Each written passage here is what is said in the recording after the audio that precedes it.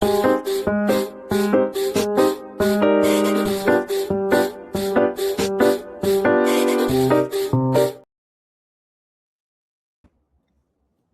morning or good afternoon, wherever you are tuning in from, and welcome. My name is Tala Odeh. I'm head of capability development here at Cosmic Centaurs. And if you're new to us, we are a leadership and organizational development firm based here in the GCC. We help leaders make better decisions about work and the workplace and affect sustainable change. Today's webinar is a third in the series all around capability development. And the topic today is particularly interesting and, hot in the minds of a lot of leaders today, which is what are the skills around AI that we need to be building? What are the capabilities that talent and organizations should be creating? So if you know somebody who would be interested in today's conversations, please give them a tag, have them join us. We really hope to hear from you and answer your questions. I'm delighted to share our wonderful guest, Dua Al Toobi, founder of Futureproof Advisory. Dua, it's great to have you. Oh, thank you so much for having me. It's such a pleasure to be with you. I'm going to tell everybody about all the remarkable things that you do. Dua spends her time helping organizations and individuals answer one of the biggest questions of our era, which is, as AI transforms the way that we work, what are the human skills that will matter most? Over the years, she's advised governments, financial institutions, transformation leaders across the GCC on workforce development, future skills, and how to prepare for the AI-driven economy. She's also the author of a book that I have here, Futureproof Your Workforce. It's the first GCC-focused playbook exploring how organizations can bridge the gap between ambitious national visions and the skills that we really need to achieve them. What I especially appreciate about Dua's work is that while she advises leaders and decision makers at the highest levels, she's actually equally as passionate about helping individuals future-proof their own careers, helping people translate their multidisciplinary and nonlinear journeys and experiences into the capabilities that really are valuable and at the heart of today's world and context. In addition to all of these amazing things, Dua serves as the Global Director of Digital Partnerships for Women in AI. Many of you might have seen her interviewing global leaders and innovators such as GITEX, COP28, and the World Government Summit, and sharing her insights on platforms like Dubai One. And, I know that you work with Reem, who's a great member of the Cosmic community. And it's just so great to have you, Dua. Thanks so much for being with us. Oh, thank you, Tala, and thank you for the wonderful introduction. You make me feel like I can fly. Thank you. It seems you are flying, in fact. Let me just give everybody who's in the audience a sense of why this conversation felt so relevant and why we felt the need to jump on here and kind of unpack what we're both learning about the world of capability development, especially as this massive disruptor enters the space. I always said, I was like, I know everyone's probably like, great, another AI conversation. But I promise today's focus is not actually just on AI, it's on what the bots cannot do. What are the uniquely human capabilities that we need to be developing? I can list no shortage of data points that demonstrate how AI is going to transform how we work, right? Like World Economic Forum says 39% of workers and their core skills are going to be outdated by 2030. 22% of jobs are going to be disrupted by shifts in AI. Over half of employees globally are already prioritizing reskilling. LinkedIn says 70% of the skills most used in jobs today will change. So I think, not to paint a picture that says that we are going to be rendered obsolete, that's absolutely not the point of today's conversation. Actually, what we want to talk about today is, what remains. Alongside AI, we also know how much organizations are really placing value on the capabilities that the bots aren't doing: adaptability, resilience, communication, stakeholder management, strategic thinking to an extent, problem solving. And really, if you look one level deeper, the foundations of these talent systems are built around technical expertise. But those skills I just mentioned are actually not necessarily considered those tech skills. They're considered soft skills, although, we can argue that that's not our preferred term. I think what we want to really, explore today is if we are going to be seeing transformation from AI in terms of how we work, what we can deliver, and what we can delegate and leverage, AI for. What is it that remains uniquely human? And how can we make sure that organizations are doubling down on developing those skills? If we want to look at capabilities, systems, from hiring to building, to nurturing this capability, like that's really what we want to cover. And Dua, I'm going to start us today with your own perspective and what it means to really future-proof an organization today with that context in mind. We'll talk about why organizations aren't always prioritizing these skills, especially as the buzz around, digital transformation really feels like it's not giving these skills the importance. And then we'll shift to, what we're seeing organizations do or not do and how that is panning out in the GCC, particularly given nationalization initiatives. And I know, Dua, you have a wealth of experience there. So if anybody is tuning in and has questions, we would love to answer them. Please drop them. Zaina in the chat will make sure that we get to them. Dua and I really want this to be a conversation. We want to hear what's on your minds. And with that, if you're ready, Dua, let's dive in. Yep, ready. Definitely. Wonderful. Cool. At Cosmic Centers, we love to celebrate nonlinear careers. Actually, I really believe in diversity of experience, and I think that can strengthen both the talent, but also the organization itself. I know your career journey and all the amazing life experiences you've had along the way lead you to also really celebrate nonlinear careers. I'd love to know what got you to the work that you're doing today in capability building and really talking about how to future-proof a workforce. Tell us a little bit about your journey. Well, I can tell you that none of it was intentional. I never had a plan for my career, and it all felt very much by accident. And my career actually started in strategy and M&A and cascading a lot of corporate strategies. And I was responsible for putting together the plan of getting a company from here to here, right? And Nice. Put the plan together, the budget, the org chart, the projects that need to come into place. And from there, I went into really putting a lot more focus on the transformation side, which is the program management, the project management, to really ensure a company gets to their strategy, and a lot of M&A work. Now, being very much a Khaliji national and a Omani, but also having a lot of global experience. I went to school in different countries, and so my boards and my stakeholders would always place me in projects that had a massive impact on people, because my strong suit, I guess, or my greatest skill is connecting with people. And so on the change management front, I would invest a lot of time in figuring out, how is this technology changing someone's job? What do people need to do to actually make sure that this technology is optimized, it's working? And a lot of that is fear-based. A lot of that is working with human behavior, understanding what drives people to change. And from that, I ended up in the HR space, because a lot of my projects had a human impact. And I had a natural curiosity for technology, and I worked with a lot of technology implementations in the aviation sector and then moving into the banking sector. So I undertook a master's degree in emerging technology and digital transformation to understand the technology. Technology is riveting, it's fun, but my focus has never been the technology. It's okay, let me understand how this works so I can figure out how this impacts people, because ultimately, what's the biggest asset in an organization is its human capital, and if people are not, taken in the journey, then the technology cannot do anything. We need the human connection. And so it felt very, very non-linear. Nothing made sense. I went from being a head of HR to a head of director of digital transformation in the corporate world, which I absolutely loved. And once I left the corporate world, I had a lot of people within my network that said, hey, look, we're implementing all this tech, but we don't understand people. Like HR and IT are not speaking, can you come and be the translator between HR and IT? And that's essentially how I ended up doing the work that I do from a corporate perspective.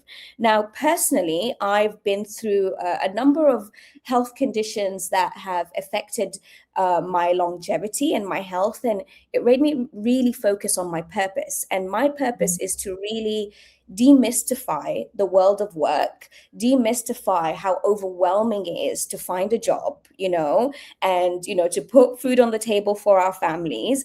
And it can be very overwhelming for people navigating the job market. And so now I utilize as much of my skill set to help people through that journey, especially as AI came in and made it a lot more, complex to navigate the workforce and to move into a new career, especially if you are, a woman coming back off maternity leave for a few years, or if you're someone that's been laid off from, one industry, and you need to find a new job, but you don't know how to reposition your skill set, or if you're someone who's decided to completely pivot into a new direction, which we know from the Great Resignation in COVID, that happened to a lot of people that said, you know what, this is not actually aligned with what I love to do. But what happens when you have all your skills in one industry and you're going into a completely different industry? And so as much as I help organizations future-proof their organization, which we'll talk about shortly, I also help individuals, look at their skill set differently, look at their value differently, look at how they can, bring their best foot forward with their value into organizations and land that role that they're looking to land in. Inshallah, I think I'd love to resonate with a few things you said, and I think what a remarkable journey. I really love how you approach it, almost as like a fractal, like to do this work on so many levels.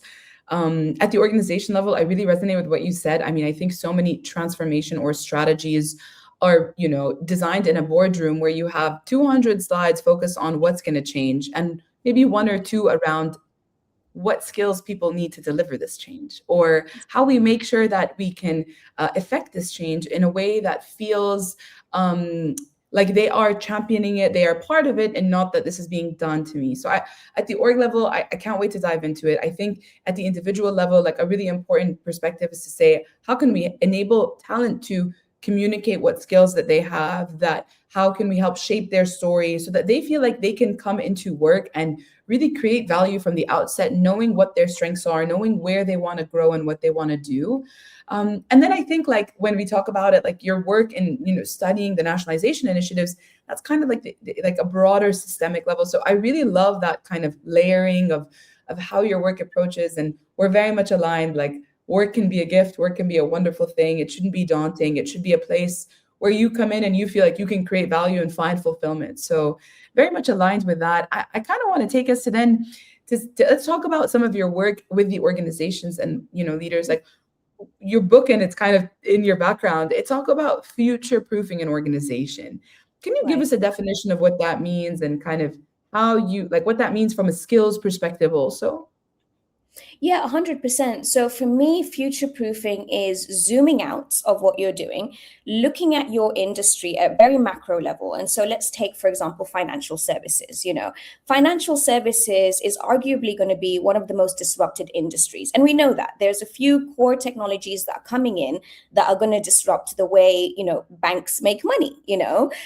Some of them blockchain, AI, these are going to be like really in our lifetime, some groundbreaking technologies that change the way, banks and financial institutions actually sustain competitive advantage. So what future proofing does is zooming out, looking at the future and what are those top 5 capabilities you need to build to be able to stay competitively, to have a competitive advantage in your industry, and then looking at building them as organizational capabilities, and really saying, okay, in 5 years or to 10 years time, we need to understand blockchain, we need to understand, putting AI into our risk systems and our fraud systems, and looking at where those technologies go, and then saying, okay, how do we translate this into actual skills, jobs, and performance to measure that we're actually getting there, and it's less so about the technology than it is about, preparing for building those capabilities now.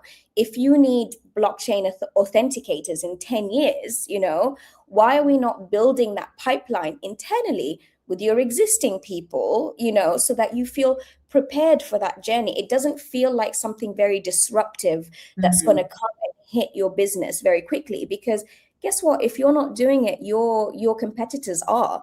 And now with the AI revolution and how, accessible technology is, there are all these fintech players, that can do it much faster, much quicker than institutional organizations that have the scale and the breadth and the complexity as the startups do. So in my world, it's all about capability development, but really looking a lens at what that means for your industry and your organization in your cultural context, and say, okay, let's actively build this. Yeah. Thank you so much. I really resonate with what you said around this idea of like how we're navigating complexity. Like it is the environment in which we operate in, particularly here in the GCC, like there's a lot of complexity. Like, and it's not just, you know, kind of what's happening around us. There's a data point. 78% of C-suite executives expect the level of complexity to significantly grow.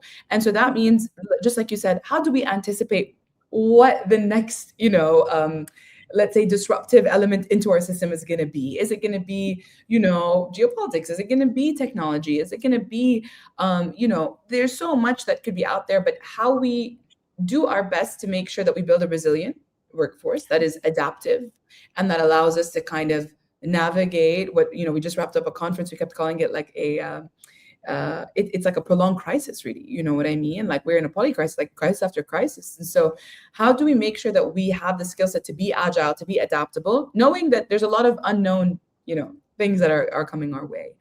I want to talk now about what are those skills. So, from across your work that you've been doing to, what you're seeing, like what are those capabilities that we feel like we are going to be relying on to future-proof our organizations? Is it the AI piece? Is it those uniquely human attributes? Tell me what your perspective is on that.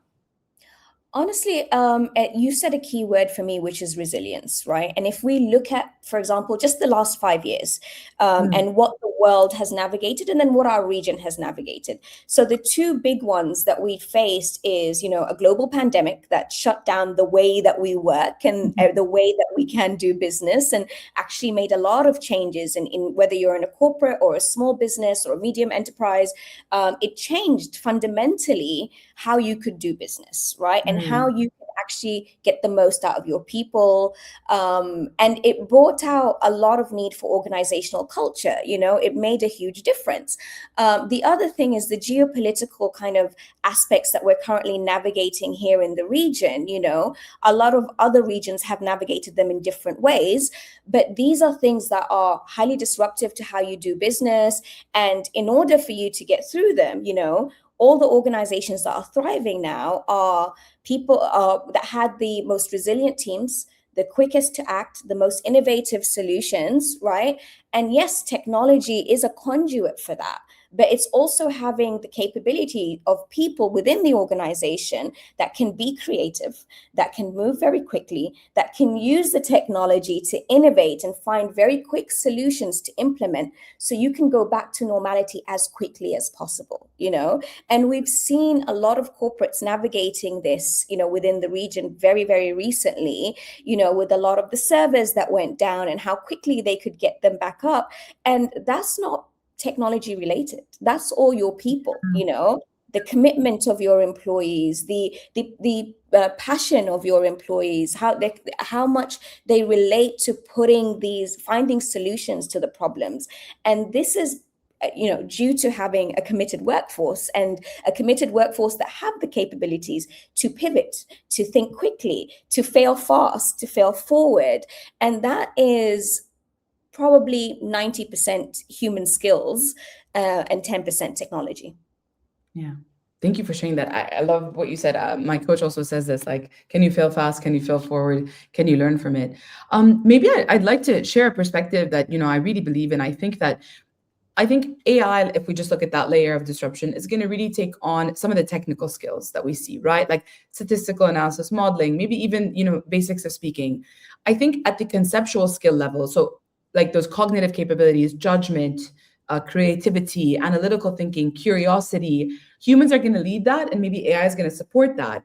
But really, where AI won't be really impacting our skills are those human elements. So teaching, mentoring, coaching, talent development broadly, leadership and social influence, that's a super important one. Flexibility, agility, the word you like, resilience, and really empathy and active listening. Like a lot of people go to generative AI for therapy, and I'm like, honestly, like it's not real listening. Like, you know what I mean? Like they're not listening, they're responding, which isn't active listening. Like it might help you feel like a temporary sense of relief. But really it's so important to kind of think of those skills at those levels and to say that, okay, what we really see are these human skills, the most uniquely human capabilities are the least likely to be disrupted by AI and the most necessary to then navigate complexity. And I think like that's really what I want us to kind of zoom in on. Yep. Before I go there, we do have a question from the audience. Sabah asks, what do you think is the human capability that will become even more valuable in the age of AI? I know resilience broadly as a skill, but is there a single, capability that you feel is going to just rise up the ranks in terms of how important it is to preserve and maintain while AI takes on so much? To be honest with you, it's a mix of them. The one that comes out is sticking out to me the most is probably judgment, Mm, because when you have amassed skills and experience over your years to know what this looks a bit dodgy, this doesn't look right, and we all know AI loves to hallucinate and it can definitely make mistakes. And there's a massive disclaimer on all the LLMs that says AI can make mistakes.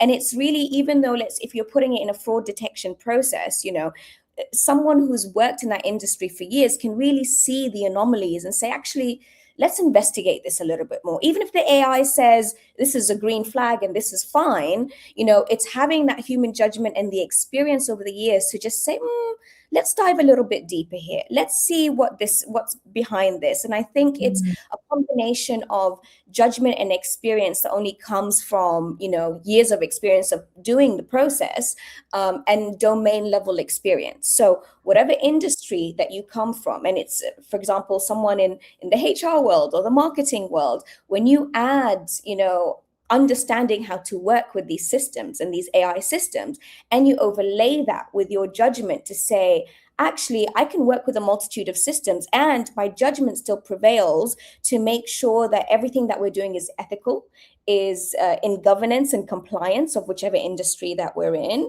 And my judgment is actually making sure that, all of this is above board, So mm. for me, judgment is plus domain level experience is definitely one.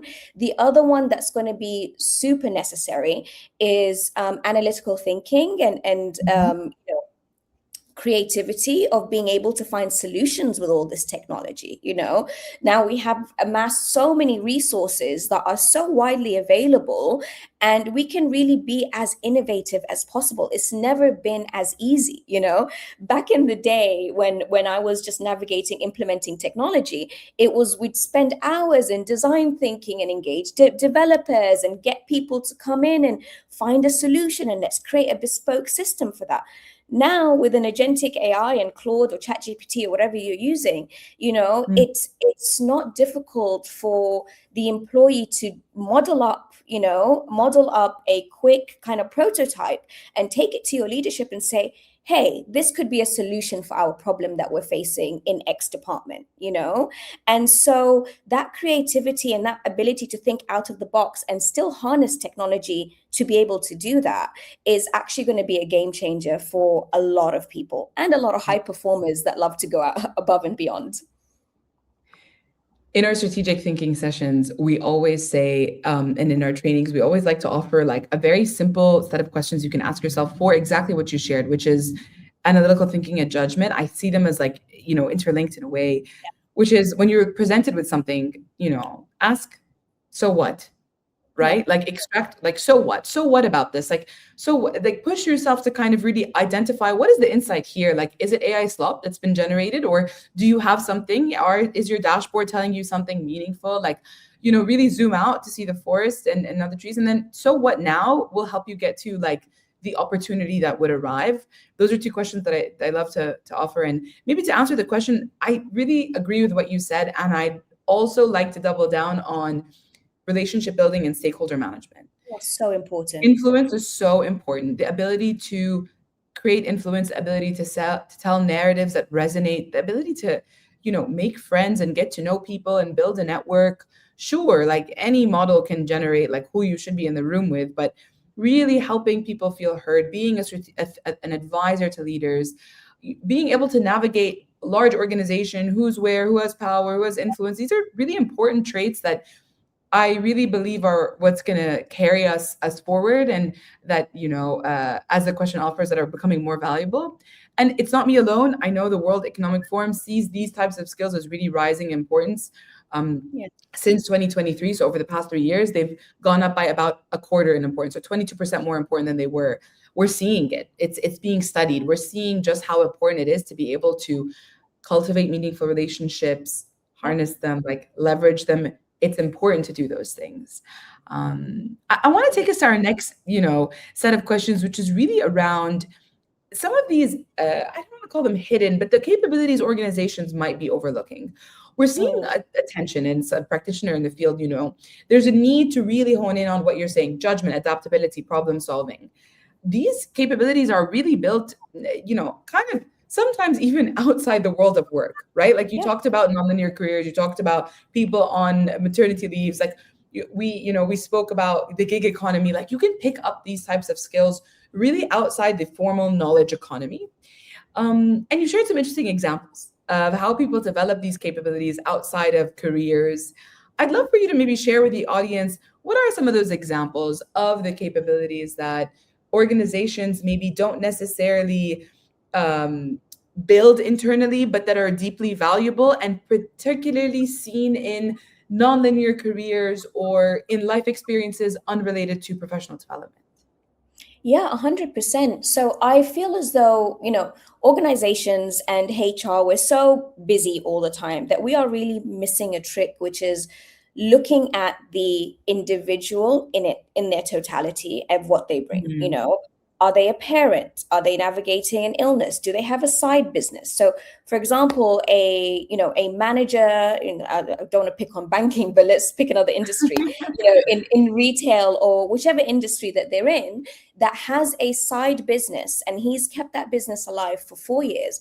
Guess what? This guy knows more about customer service, cash flow management than his day-to-day job will, allow him to express, because he's been so close to his customers. He's had to manage cash flow while working.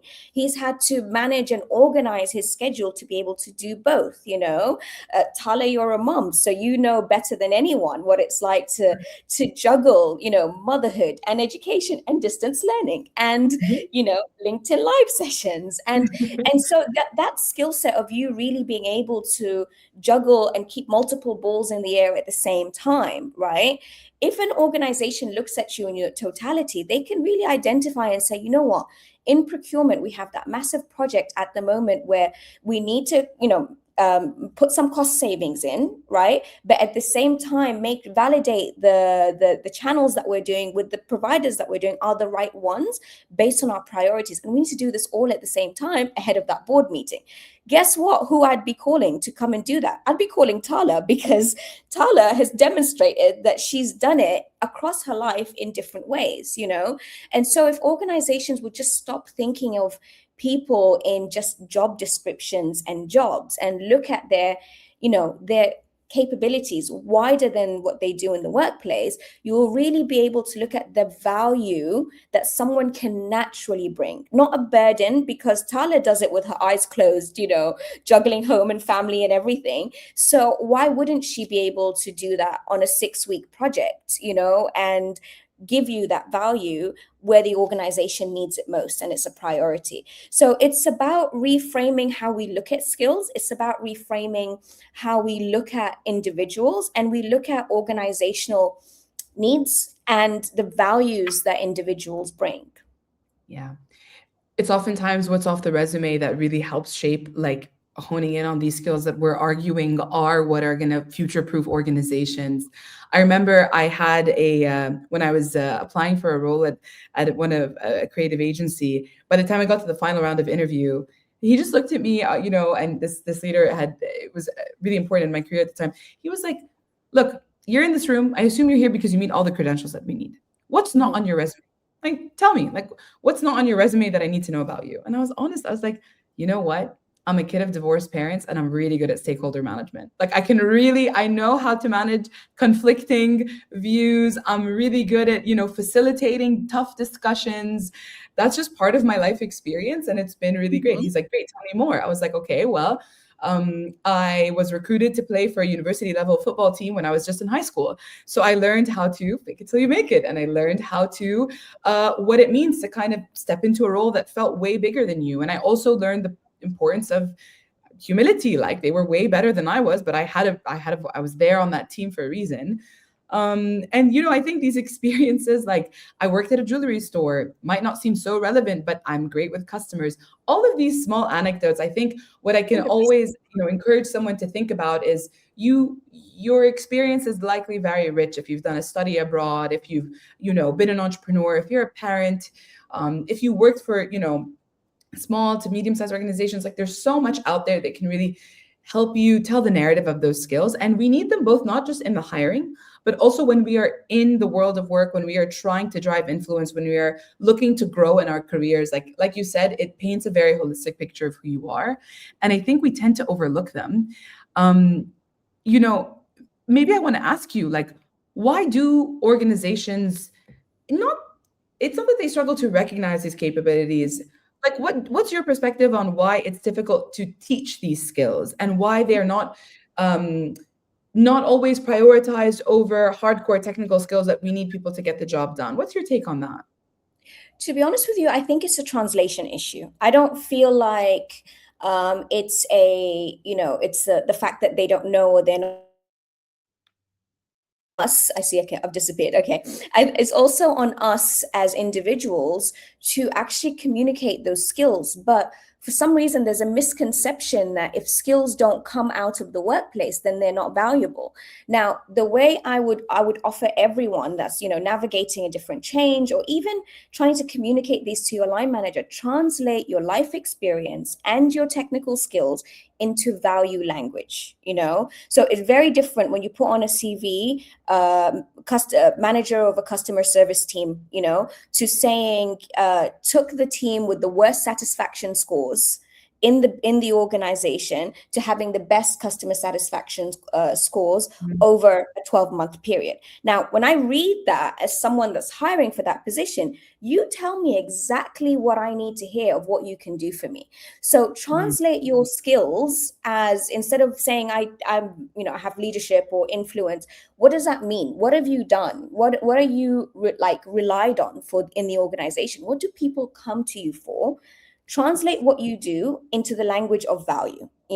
What is the person reading this actually going to understand from you running a customer service team? So I believe that that's one part of it, is the individual to translate their skills and abilities into value language. Look, a skill doesn't care where it came from. Half of the work that I'm doing now, more than half of the work I'm doing now actually, came from me going through a very difficult health challenge and a health crisis. And I learned these skills through going through something really, really difficult. And I know, for example, someone that's dealt with an elderly parent or a sick parent, guess what? They have sustained conflicting priorities under sustained pressure. That tells me everything I need to know, that I can put this person in the middle of my digital transformation that has, really fast timelines. And I know that they can cope with it because they've done it elsewhere. They've demonstrated the ability to do it elsewhere. Now, it doesn't matter whether it's not in the workplace. Communicate the value. The person on the other end should be able to see it, and just like the gentleman interviewing you, right? He knew exactly what that meant and how that could transfer across, into the organization. Because for me, what is a job? When you look at a job, what is a job? A job is a collection of skills that someone is willing to pay you for, right? Now, the job may go away, but the skills are always yours as an individual, right? And now all the job is a different bundle of skills. So now all you need to do is look at your skills and find a different bundle that you can apply it to, And even if it's not a direct link to something you learned in the workplace, you may have the skill somewhere else. Translate the value, and automatically you are linked with the job. Yeah. We're getting so many questions. I think this topic is really resonating with a lot of people. I want to ask you, let's take that logic and apply it to, I'm an L&D leader. It's a question from the audience. And I need to now make the case for why I want to build these skills, assuming we've hired a diverse talent, assuming we've gotten the right people in the room, or, we just want to kind of put forward how we teach these skills in an organization. We talked about audience-centric framing, right? How you communicate the value of those skills to somebody. How do you communicate the value of building this capability to a discerning or skeptical executive who is now, you presented a budget for a program, whatever that might look like, to hone these skills. What would your recommendation be on how they can influence them to demonstrate the value add of investing in this type of capability building? So two approaches I would give. One of them is, if you are an L&D leader that sees the value in really harnessing these skills, it's probably because you're not seeing it somewhere in the organization. There's something missing, there's a gap that you've identified, or maybe you've just gone through these geopolitical tensions or a global pandemic and you said, you know what, we could have done better. And if we had these capabilities, we could have cut that time that we were down by X, right?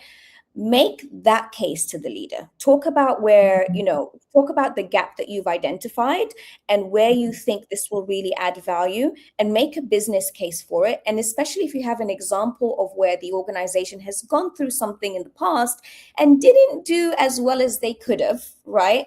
That's the first example that a leader will resonate with, because any downtime to a leader is getting them away from their board level priorities. And so that's the way you reframe it. You make it apply to what are their, CEO KPIs, what have they committed to the board, and where can these capabilities really add value? Even if it's indirectly, there is a link there, and there's a number of tools online and AI that can help you make that direct link, right? The second one would be the board level one. And see, I've gone blank. The board level one. The second one would be look at how you can harness these skills and where it's going to get you. So if it's not, hey, let's do better on what we've done before, let's look at, okay, we're going here. All of these can actually get us here. Talk about it from the aspect of what value your organization's already missing. If it's an experience that you've already gone through, but it's something you need to go through, if it's something that you're seeing, for example, a digital transformation that is usually a board level priority, you can ask the simple question of, where is our workforce transformation, roadmap? Because all the boards see a digital transformation roadmap, right? My role is to come into an organization and to put together their workforce transformation roadmap, because any digital transformation requires new skills, requires new capabilities, it requires training, it requires change management. All of those things that I just mentioned are completely people related and human skills. And the L&D manager that's thinking about this can already see that this is what they need, right? So either link it to an area we can do better, or link it to a future priority, and let it translate to what the CEO is accountable for. Yeah. I think I want to also answer that question and to say that, like, L&D doesn't just mean training, right? It doesn't mean come train these skills, leave. Actually, it could be, how does the system, how do we tweak or nudge the system in many ways that allow for us to harness the potential of these capabilities and build them within the work experience, right? Like the 70-20-10 model of learning tells us that 10% is theory, 20% of learning happens when we are in, from our peers, and 70% is on the job. On the job doesn't just mean your manager mentoring you. On the job means, what are the incentive systems that allow us to kind of stretch ourselves and grow in certain ways? What are the, relationships that we want to nurture in our organization? What are the ways we bring task forces together to create peer learning? Like, there's so much that we can make a case for that goes beyond a single training. And I think it's so important to say that, because we got a comment from Yusuf, and I don't disagree. Like, sometimes we feel like we need to come in and future-proof a workforce by teaching them. Well, okay, yes, training is important. The best athletes like Ronaldo train every single day and they perform few times, versus in corporate, we perform every single day. And if you're lucky, you get training a few times. I think It's about what can we do also as managers in designing our team systems, as organizations, and thinking about our processes, our structures, our KPIs. What room do we leave for people to grow in those ways beyond, we got you a training? Because I think that while capability development definitely happens in a learning environment, there's so much merit to that. For true behavior change to take place, we need to consistently reinforce it. And that happens in the work, in the way in which your managers lead their teams, in the way in which the company rewards or even punishes learning or a lack thereof. And that really just is something that I would nudge L&D leaders to also think about, is to say, well, like maybe it's not just that a single budget for one initiative. Maybe we can make minor tweaks to the system in different ways, and your executives are then a bit more receptive to it because they feel like it's a holistic solution, a systemic, so it's integrated. It doesn't feel like something we're adding on. So I really like that question. I'm glad it was asked. I kind of want us to talk a little bit about how, like, what that capability development looks like for you. What have you seen has worked? How do we take these skills that we're saying and arguing AI cannot replace? What have you seen worked in terms of how we identify those those capabilities and how we build them? Like, what's your perspective on that? So the identification of those skill sets is maybe looking at where your organization needs to get to, looking at where the challenges that you faced recently, and like I said, where you could have done better, and look at, okay, how can we build this muscle internally? How can we do it without sending? Whenever I speak to leaders about training, they're like, I can't afford to send 5 people on a 5-week course for AI training when I've got a system that needs to go live. Like, they just don't have the downtime. And with the way that we work in this part of the world, everything is on a schedule, right? And we are very quick. We're mashallah, the way that the GCC has evolved over 50 years is a testament to how quickly our workforce changes. And as people, we need to change with it. So as an L&D leader or any leader, I would look at, building internal knowledge. So if you have consultants that are delivering X piece of work in somewhere else in the business, why are you not teaming them up with your employees? With your employees, they don't even have to have anything to do with that, but just to make sure that that knowledge stays internal. I'm a big believer in on-the-job training. I don't believe, sending someone on a course is enough, because they come back to work on Monday morning, they have to go back to their day job, their priorities, their projects, their budgets, whatever they're doing. And guess what? That knowledge has no outlet. So when the knowledge is the easy part, but it's putting it into practice. That's how we learn, is putting it into practice. So if we can find outlets within your organization for organizations to be able to get their teams together and really put together what they have learned. So hackathons are an amazing example of this. Internal kind of gamified solutions where it's fun and people are engaged, but they're also actively learning, and they're actively being able to take what they learned in the course but apply it in the organization. And organizations that are doing amazing are the ones that are harnessing this very, very quickly, because it's all good and well for us to take training courses that come from the US or the UK or Australia, but culturally, we are in a very nuanced region, and we need to learn how to apply that within our culture. And the only way to do that and to actually see what works and what doesn't work is by doing, is by actually trying to implement it and saying, actually, that doesn't really work in our culture because our customers, it's funny. I went to a bank and I said, oh, you've got a digital transformation. I was trying to convert them into a client. So I was meeting with their CHRO, and I said to him, oh, you must be having an aggressive digital transformation.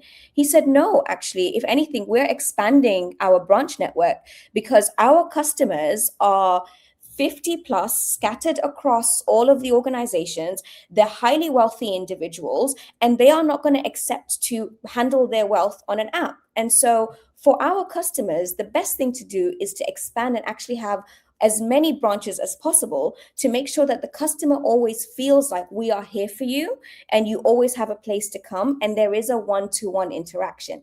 In a different part of the world, that would make no sense financially. But for this organization, they know their customer, they know what works for them culturally, and they're applying their own strategy. Now, they are applying tech into that experience, into that customer experience, but it's not taking away from what they're doing for their customer, right? And so taking all these international best practices, but saying, okay, this works for us, but maybe we'll take this from here.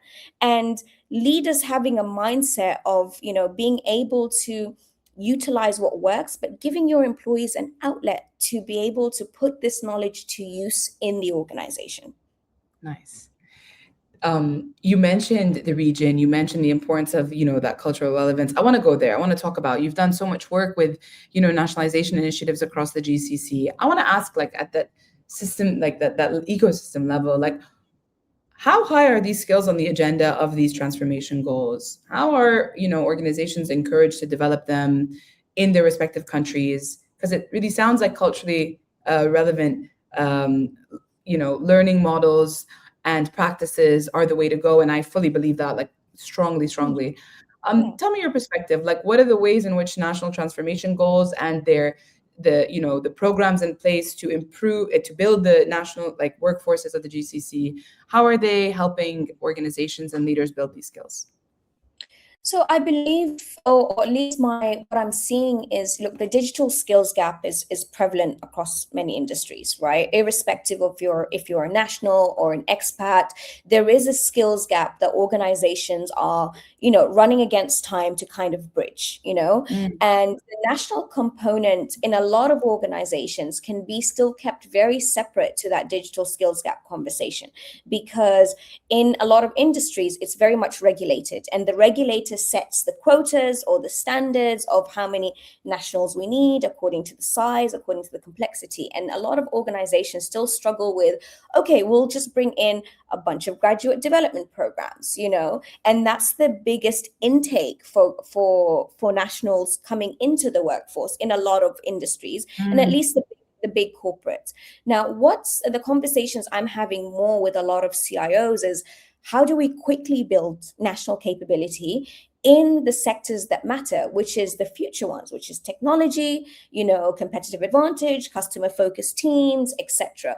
And I think it's being handled still very much at a leader by leader basis, because at an organizational level, their strategies are very much set by a regulating standard, Now, leaders that are thinking about the digital skills gap and empowering their people and reskilling are now starting to think about, okay, how do we include and make sure that the national workforce is also a priority in where the organization is heading, not just where we are right now, And I think it's an evolving conversation that leaders are starting to kind of get to.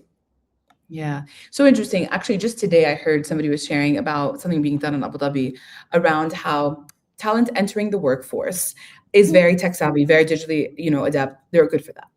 Talent that is kind of nearing closer to retirement, leaders who have been in the workforce, they possess a lot of, like, the mastery of the skills that we named earlier, right? They learned judgment, stakeholder management the hard way. I think what was so nice is there was an incentive designed, or an initiative where you link them together. You bring in young talent entering the workforce, you take retiring talent exiting, and they cross-mentor each other to keep senior leaders in the workforce longer, and to make sure talent entering the workforce has the skills that they need to kind of those human capabilities that we talked about. It was a beautiful initiative, and I think that, like, definitely worth thinking about how these types of learning experiences, mentorship, talent, happens as part of the transitions in our life, entering the world of work, exiting the world of work. Our leadership programs are designed to meet leaders at those transitions. We know they present such a unique opportunity to actually, like, retain new information. Like, it's momentous, it's a rite of passage. And I think what was really beautiful about that initiative was it showed kind of like how within our own cultures, our own communities, we can create that cyclical experience. So thank you for that.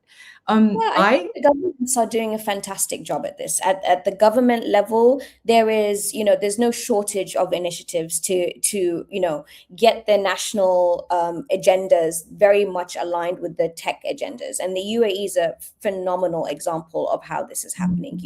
Chief AI officer for every ministry, and so the UAE is ahead of the curve when it comes to this.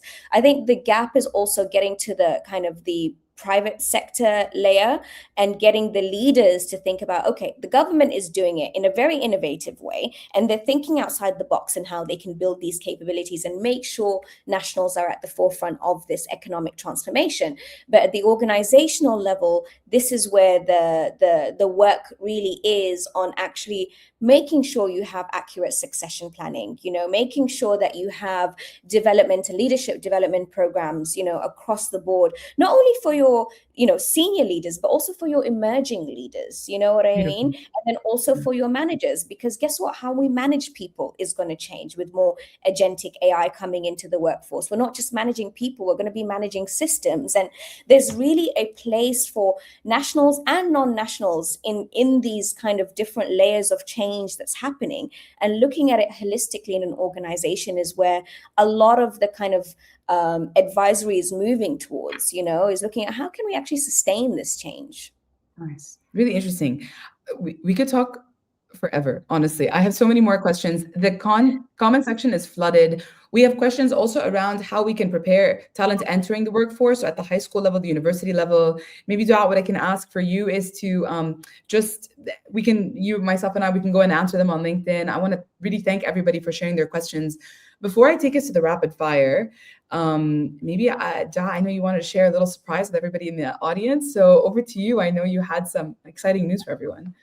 Oh, thank you. So I have a new book coming out in a couple of weeks called Futureproof Your Career.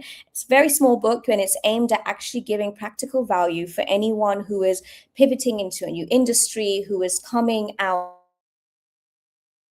or an exercise where they need to go and find a new job, or someone that is returning after a career break, on how to navigate the workforce, how to land a job, how to translate your skills into value, and just the understanding of how AI is repricing skills, and it's not actually coming and taking away your jobs.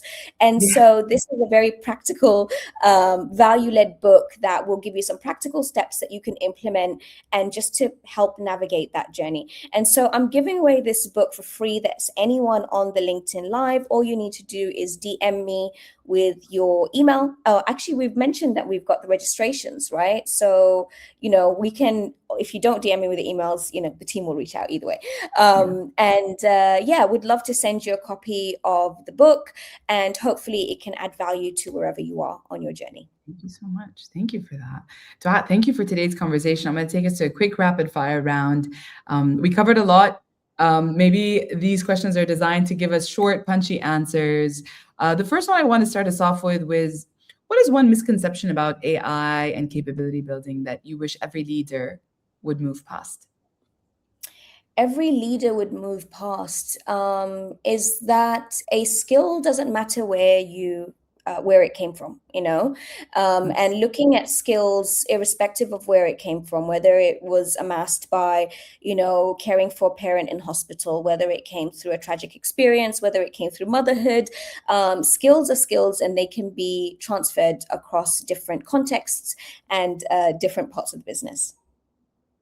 And what is the best book, resource, or article, or leader to follow for anyone who wants to navigate how AI is changing how we work and learn?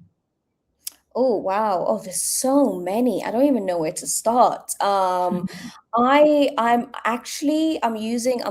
a lot of Substack reading, and I'm doing a lot Nice. of Claude is actually recommending me. So whenever I have an issue, I use AI to disrupt myself and my own thinking, because sometimes I feel like, doing the work that I do, I'm very limited in how fast my thinking goes. And so whenever I get stuck, I ask AI to actually, one, tell me all the things I'm doing wrong and pick apart where I've got to. And then two is to recommend a resource on that specific intersection or problem that I'm facing. And then I'll go off and stalk this person and read all their content. Wonderful. The last question I have for you is, based on our research that we are conducting around leadership in the Arab world, what is the one leadership quality from the Arab world that the rest of the world can learn from? The depth of relationship before transaction. I think, in the Arab world, we are so relationship driven. You will not you cannot do business before you have the coffees and you speak, and we're all about hospitality. We're very welcoming, and we are people that like to relate people to people, and working with Emiratis or Saudis or Kuwaitis, all of us are very much focused on the relationship and the respect and the humility and the one-to-one interaction more than we are about the transaction.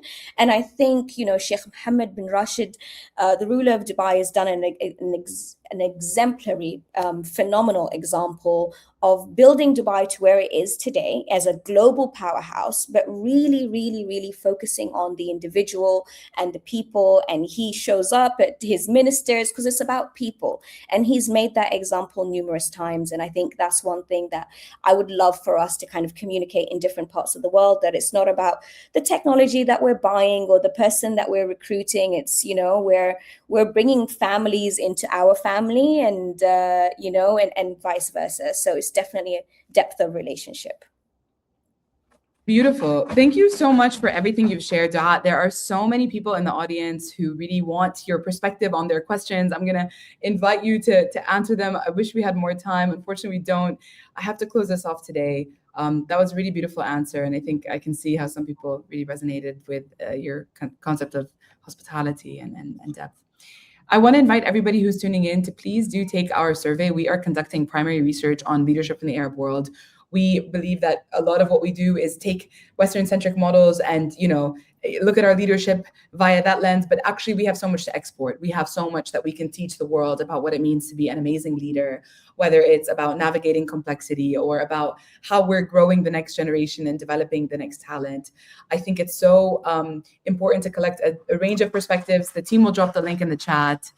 Dua, thank you so much for your insights. If you wish to stay connected, follow us on LinkedIn, on socials, and we sincerely hope to see you again. And Dua, I very much hope that this is not our last webinar together, as it seems like we've really been able to put some interesting insights out there. So Yatik al-Afi, thank you very much for being with us today. Allah Afiq, thank you so much for having me, and it's been such a pleasure, and I look forward to reading all the questions and comments. And please, anyone in there that has a specific question or tension they're navigating, feel free to send a DM, and I'll be more than happy to get back to you. Beautiful. Thank you so much. I'll close this out and see you next time. Take care. Take care.